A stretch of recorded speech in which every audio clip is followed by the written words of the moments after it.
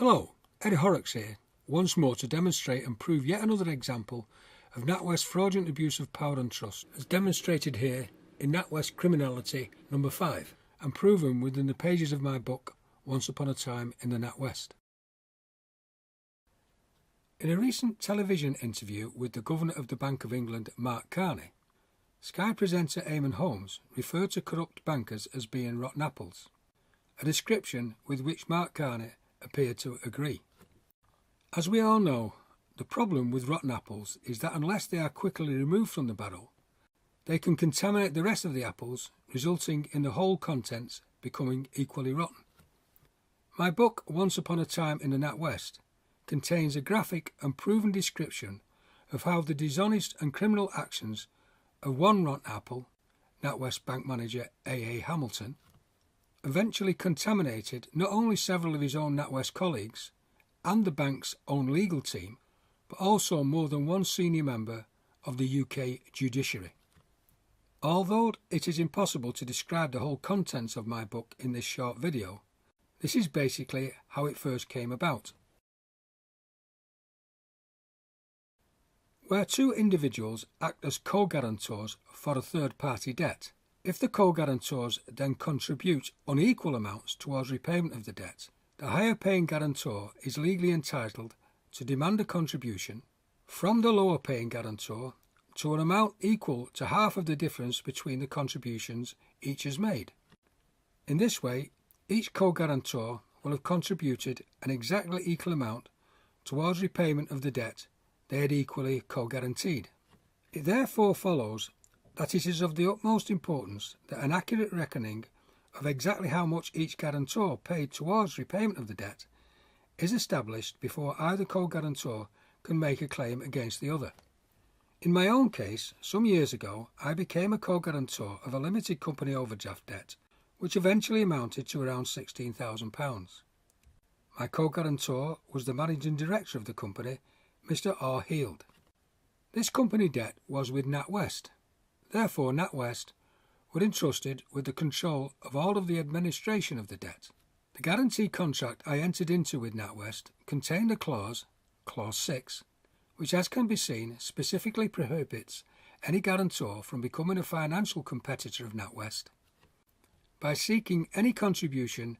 from either the debtor or their co-guarantor until such time as the guaranteed debt is repaid to NatWest in full. The inclusion by NatWest of this most important clause within the guarantee contract clearly confirms a NatWest policy of, where possible, restricting the legal rights of any competitor for the funds of one of their debtor customers until such time as the said debtor has fully repaid its outstanding debts with NatWest. After NatWest demanded repayment of the debt, the company immediately wrote back, offering to fully repay its debt at the rate of £80 per week. As can be seen, the letter was written on the company's headed notepaper and signed on behalf of the company by my co-guarantor R. Heald, this is his signature, the managing director of the company. This offer, which as can be seen, the debtor company had made on the advice of its accountant to itself repay all its overdraft debt to NatWest, was accepted by A.A. Hamilton, the then manager of the NatWest branch where the debt was administered. As NatWest's own statements of account clearly show, the company then began to make these £80 payments to NatWest directly from its company account, and these payments were maintained by the company until they amounted to at least £9,000. However, during the time these payments were being made, bank manager Hamilton removed £7,000 belonging to myself and which NatWest were holding as security for the debt, and used it towards the full repayment of the debt. He did this secretly and without informing any of the parties involved, including myself, they had taken my £7,000 from the account. As NatWest's own records show, this meant that the debt had been fully repaid, partly by the debtor company and partly by myself, with my co-guarantor R. Heald having made no contribution whatsoever towards repayment of the debt. After a 2 years delay, during which time Hamilton deliberately withheld all documented record of the repayment of the debt from both myself and the company,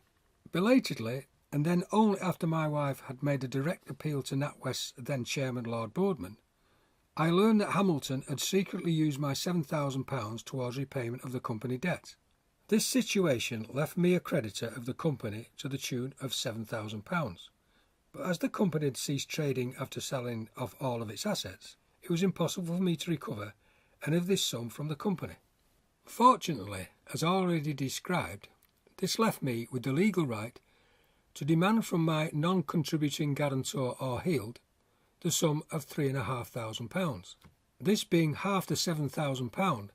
I had been obliged to pay to NatWest towards repayment of the company debt.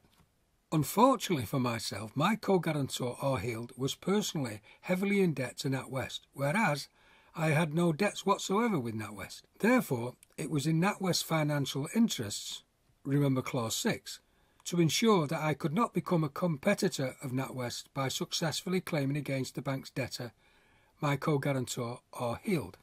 as this would reduce his ability to repay his own substantial debts with the bank. It was also in NatWest's financial interests that my co-guarantor could make a claim against me, as any successful claim he made would furnish him with more funds to repay these large debts with the bank. Therefore, in order to prevent my successfully claiming against my co-guarantor, and to enable him, on the contrary, to instead make a claim against me, Hamilton, the NatWest bank manager in control of the debt and payments, abused his position of power and trust by instigating and then maintaining a false claim that it was not the debtor company, but that it was my co-guarantor or Heald who personally paid the £9,000 towards the company debt. A bogus and self-serving and entirely spurious claim, which was based solely on the fact that it was Heald who had signed the letter in which the company had offered to repay its own debt to NatWest. Hamilton then went on to falsely claim that this letter, which R. Heald had signed, was not a company letter, but was instead a personal letter from Heald, offering as my co-guarantor to repay the debt at £80 per week out of his own pocket. Unfortunately for myself and my family, this blatant and self-serving lie, for which there is not one iota of evidence in any of NatWest's statements of account or any other records, first invented by Rotten Apple Hamilton, was then taken up and constantly repeated by his NatWest colleagues and the bank's lawyers, eventually leading to no less than 107 falsehoods and lies being invented and repeated in support of Hamilton and NatWest's self-serving false version of events. Sadly, and to my continuing financial disadvantage, this deliberate lie, first invented by Rotten Apple Hamilton, is still alive and well within NatWest, and also the rest of the RBS banking group, whose support for this deliberate, calculated and ongoing falsehood being clearly demonstrated by the RBS banking group's recent confirmation that our stance remains the same. Unfortunately, at the time Hamilton was doing his utmost to deny me my legal rights. If this false claim was to stand, it would mean that instead of my being a creditor of my co-guarantor to the tune of £3,500, I would, and to my considerable cost, become a debtor to my co-guarantor or Heald to the tune of some £1,000, leaving me around £4,500 worse off than I was legally entitled to be. Therefore, over the next several months and then the next several years, during which time my co-guarantor or Heald, who was never a party to this NatWest false version of events, made no claim to have personally made any contribution whatsoever towards the debt, myself and my solicitors, who were entirely dependent on NatWest's written confirmation of who had actually repaid the debt, made every possible effort to oblige NatWest to admit to the truth of who had, in fact, paid the £9,000, and also to supply to us the bank records to prove this, records which we could then use as a basis of a claim against my co-guarantor. Unfortunately, as Hamilton wished to prevent this, all of these requests were completely ignored and eventually diverted to other NatWest departments, which resulted in my case being dealt with by various and ever more NatWest employees, with each NatWest employee coming new to the problem being forced onto the horns of a dilemma, whereby he was faced with the difficult choice of either telling the truth and by doing so confirming that his predecessors had been lying, or inventing ever more lies to cover up his NatWest colleagues' wrongdoings. Unfortunately, each new NatWest employee who was faced with this unpalatable dilemma, secured in the knowledge that neither I nor my solicitor had the power to demand to see the bank's own records, made the latter choice, and in turn